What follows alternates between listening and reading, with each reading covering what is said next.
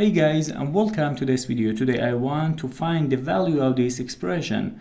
According to the rules of mathematics KCF, keep first fraction, change division to multiplication, and flip the next fraction. So we have here 4 divided by 2 divided by 2 over 3.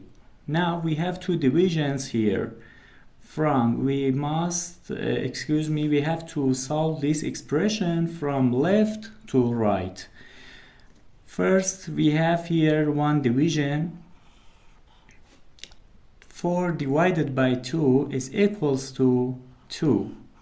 And now 2 divided by 2 over 3. According to the KCF, keep first fraction, that is 2 over 1.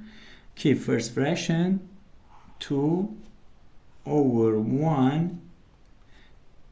Change division to multiplication and flip the next fraction. 2 over 3 changes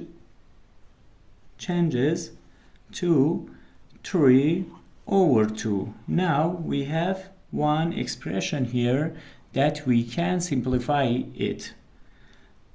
2 divided by 2 is 1, and 2 divided by 2 gives us 1. Now we have 1 times 3 is equals to 3, and 1 times 1 is equals to 1. That is 3.